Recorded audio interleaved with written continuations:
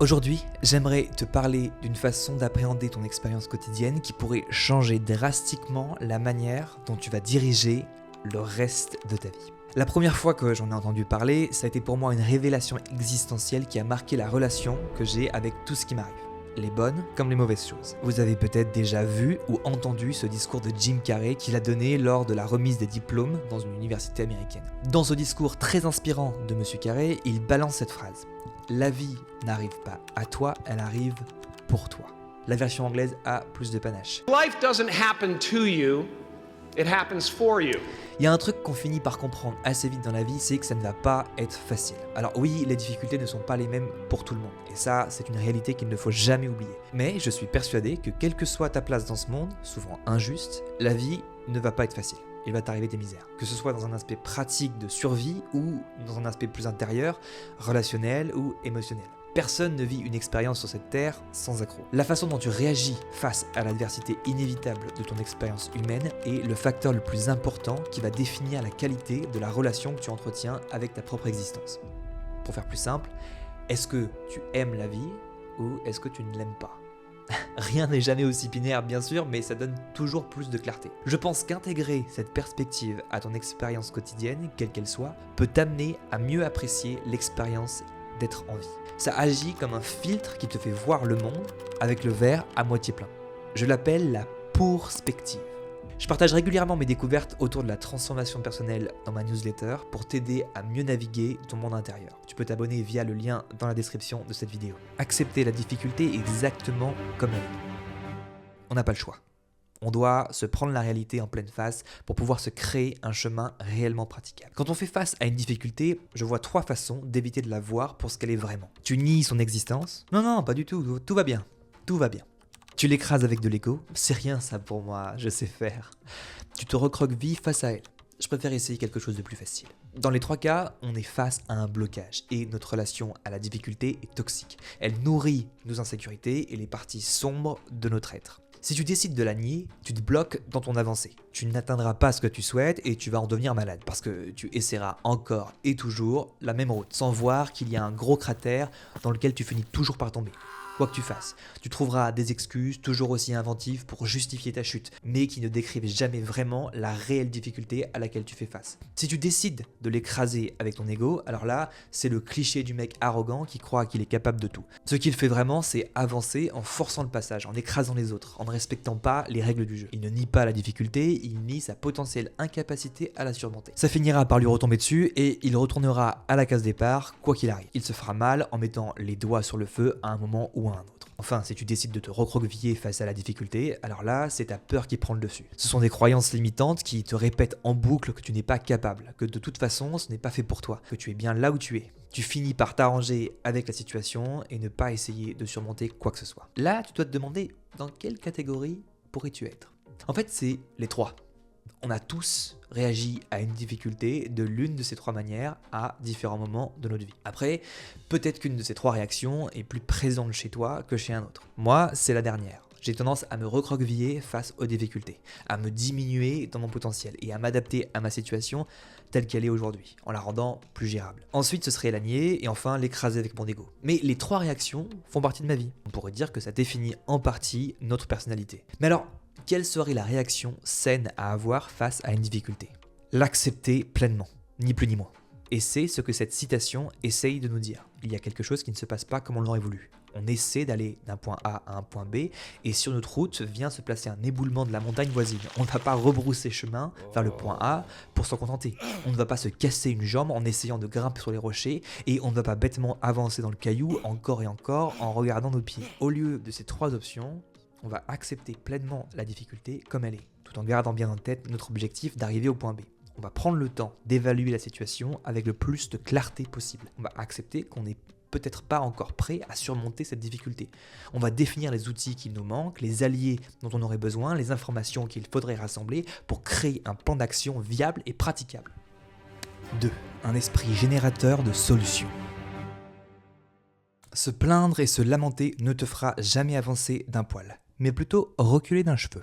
Oui, j'aime bien m'approprier les expressions. Je voudrais commencer par dire que ce que je viens de dire n'est pas tout le temps vrai. Parfois, on subit une difficulté qui est la conséquence de l'environnement dans lequel on se trouve et sur lequel on a peu, voire aucun impact direct. C'est pour ça que, par exemple, sortir dans la rue pour se plaindre des lois, des actions du gouvernement ou des décisions prises par les dirigeants est une solution totalement valide pour avancer vers ton point B en cas de difficulté. Mais la plupart du temps, se plaindre et se lamenter face à une difficulté n'est pas une bonne solution. C'est une réaction facile et immédiate face à la frustration de te retrouver bloqué sur ton parcours. C'est même, dans le fond, une manière subtile de refiler ta responsabilité de trouver une solution aux autres. En faisant ça, tu stagnes, voire tu recules. Alors ta mission, si tu l'acceptes, c'est de devenir générateur de solutions. Sur ton chemin entre le point A et le point B, quelle que soit la route que tu empruntes, il y aura des difficultés et tu devras créer des solutions. C'est là que ton esprit créatif entre en jeu.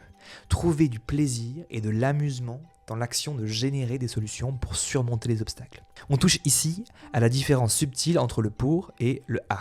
Dans la citation, la vie n'arrive pas à toi, mais pour toi. Qu'est-ce que l'expérience de vivre va t'offrir dans l'étape où tu te retrouves face à une difficulté à surmonter? Eh bien, c'est le plaisir et l'amusement de créer des solutions. Je voulais rentrer dans une école d'acteurs à Londres il y a quelques années. Mon point B, c'était de réussir mon concours d'entrée. La première difficulté sur ma route était de parler anglais presque aussi bien qu'un anglophone. Et ça, dans un temps limité de quelques mois. Après avoir accepté pleinement la difficulté, est venu le moment de générer des solutions. J'ai pris cette tâche comme un jeu. J'ai créé cette liste comme un artiste créerait une œuvre. Voilà ce que j'ai imaginé. Lire entre 30 et 40 minutes par jour des livres de littérature anglaise, écrits dans un langage soutenu, à haute voix, avec un casque qui me renvoyait ma propre voix pour tenter de m'approcher au maximum d'un accent anglais. Trouver un travail dans le service où j'aurai un maximum de contact avec des anglophones comme serveur. Faire des cours du soir de théâtre pour travailler des rôles et du texte de pièces de Shakespeare entouré d'anglophones autant que possible. Suivre 4 heures de cours par jour, 5 jours par semaine dans une école d'anglais pour comprendre la langue en profondeur. J'étais bilingue en 6 mois. Je n'ai pas réussi mon audition car je suis tombé sur d'autres difficultés que je n'ai pas su surmonter, mais pour celle-là, j'ai créé les bonnes solutions pour passer à l'action. Et j'y ai pris du plaisir. Les solutions que j'ai créées ont tracé le reste du chemin vers mon point B. Et ça a fonctionné. Dans cette étape où tu génères des solutions, tu prends le rôle de créateur. Et il n'y a rien de plus gratifiant et plaisant que d'endosser cette casquette. Tu forges ton propre chemin en fonction des difficultés auxquelles tu fais face. Trouver des solutions pour surmonter la difficulté devient plaisant, comme tu pourrais prendre du plaisir à dessiner, à écrire ou à danser. La vie, la difficulté, l'adversité arrivent pour toi, pour te donner l'opportunité de prendre le rôle de créateur. 3. Ça fait sens. Il y a une phrase que j'ai beaucoup entendue dans ma vie, et sûrement toi aussi, j'ai besoin de trouver du sens à ce que je fais. Alors, c'est peut-être controversé, mais je ne pense pas qu'on trouve du sens à ce qu'on fait, je crois plutôt qu'on crée du sens avec ce que la vie nous donne. Et qu'est-ce que la vie nous donne? Des difficultés. Ouais, on en revient toujours à ces petites difficultés qu'on finit par aimer. Enfin, si on décide d'intégrer le pour plutôt que le à. Oui, je parle toujours de la citation. Si cette phrase « trouver du sens à sa vie » est si courante, c'est parce qu'il n'y a pas un seul humain sur cette terre qui ne soit pas concerné par ce besoin. À quoi ça sert ce passage éclair d'un petit siècle sur cette terre? Pourquoi est-ce que j'existe? Tout ça pour m'embêter à survivre 90 ans sur ce bout de caillou au milieu d'un univers infini. Alors, petit humain intelligent que nous sommes, on trouve toutes sortes de réponses à cette question. Parfois, elle est unique et n'appartient qu'à toi. Parfois, tu choisis de te rattacher à une réponse collective, comme la religion. Mais dans tous les cas, on est le créateur de la réponse à ce pourquoi. Si on ne se crée pas un minimum de sens à notre existence, on est réduit à subir plus qu'à s'épanouir. C'est comme si on était toujours en mode batterie faible sur un téléphone pendant un voyage à 2 ou 3%, incapable de recharger pleinement. On survit, mais dans le stress et la pression constante. Quand on manque de sens, on manque d'énergie pour agir, pour avancer, on rumine, on pense négatif, on n'a envie de rien, tout devient une corvée. Apprendre à créer du sens à son existence est indispensable. Et cette perspective nous en donne une. Quand on crée, on a besoin d'une matière à modeler. Pour le peintre, c'est la peinture. Pour le pianiste, ce sont les touches du piano. Pour l'écrivain, l'encre de son stylo. Et pour le créateur de sens, c'est quoi? Eh bien, c'est l'adversité que la vie nous donne. Chaque jour, sans faute et en abondance. Les difficultés de la vie peuvent devenir une matière première pour créer du sens. On ne les choisit pas. Elles sont ce qu'elles sont, selon qui on est, où l'on se trouve et ce qui nous arrive. Alors peut-être qu'on existe aujourd'hui pour surmonter précisément ces difficultés-là. Le sens qu'elles vont te procurer réside dans le processus de transformation qu'elles déclenchent. Ce que tu apprends, fais, réalises, change, construis. Et ensuite, comme tu n'es forcément pas seul à affronter ces mêmes difficultés, partager ton expérience avec d'autres pour les aider sur leur propre chemin peut devenir une seconde étape.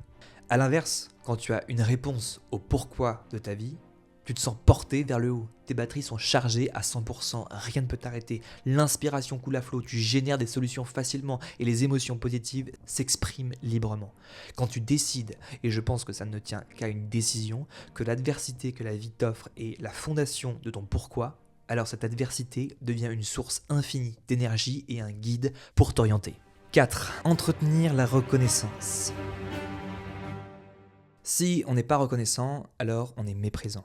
Mépriser ce qui t'arrive, ton expérience, c'est bloquer toute possibilité de transformation. C'est figer la situation et le problème, comme ils sont aujourd'hui, est s'auto-infliger le mauvais sort de ne jamais les surmonter. Cela ne veut pas dire qu'on ne peut pas être mécontent, énervé ou dégoûté face à une situation difficile, surtout lorsqu'elle est injuste. Mais pour s'en sortir, seule la reconnaissance permettra d'accéder à toute notre force créative, celle qui nous pousse à trouver des solutions.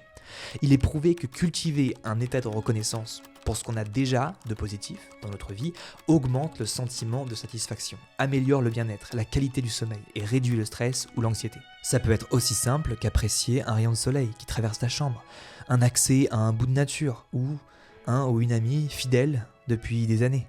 Adopter cette perspective sur ta vie te place automatiquement dans un état de reconnaissance face à ce qui t'arrive, que ce soit positif ou négatif. Pour le positif, c'est simple, il est là, mais on oublie souvent de le remarquer ou de l'apprécier. Pour le négatif, ça demande un petit effort, mais il en vaut la peine, pour toutes les raisons que j'ai mentionnées précédemment. L'état de reconnaissance est une porte d'entrée vers un cercle vertueux de transformation. Tout ton corps est tiré vers le haut, comme si son esprit s'envolait dans les nuages. Tes désirs et envies s'expriment librement sans limite. Cet état agit comme une barrière face aux peurs et croyances limitantes. Il ramène au moment présent et transforme la relation de manque avec la vie en une relation d'abondance. Bien sûr, on ne peut pas rester en permanence dans cet état, mais on peut le cultiver, le nourrir régulièrement et lui offrir une terre fertile dans notre monde intérieur. Il devient accessible plus facilement quand on en a besoin. Et c'est exactement ce que permet la perspective. Avec ces lunettes, tout ce qui t'arrive est perçu à travers un filtre de reconnaissance. 5. Une approche pratique. Cette citation peut devenir un mantra, une phrase que tu répètes encore et encore pour te guider vers la réalité que tu souhaites vivre. La vie ne m'arrive pas à moi, elle arrive pour moi. Pour l'intégrer profondément, il faut la répéter. Voilà quelques idées. Intégrer le mantra dans ta routine quotidienne, pendant ton café du matin, pendant une promenade ou même pendant des courses. L'utiliser face aux difficultés. Dès que tu te retrouves confronté à une situation difficile, pose-toi cette question. Comment est-ce que je réagirais si je mettais mes lunettes de perspective ? Note les différences en termes d'émotions, de pensée ou de raisonnement. Et écris-les dans un carnet si ça t'aide. Te servir des émotions négatives comme un rappel, la colère, la frustration ou toute autre émotion désagréable peuvent devenir des déclencheurs pour te rappeler le mantra et te le répéter. Plus tu multiplies les occasions de faire remonter cette phrase à ta conscience, plus elle deviendra une seconde nature. Avec cet outil, j'espère que tu pourras intégrer la perspective dans ton quotidien en toute fluidité. À très bientôt dans une prochaine vidéo. Bye.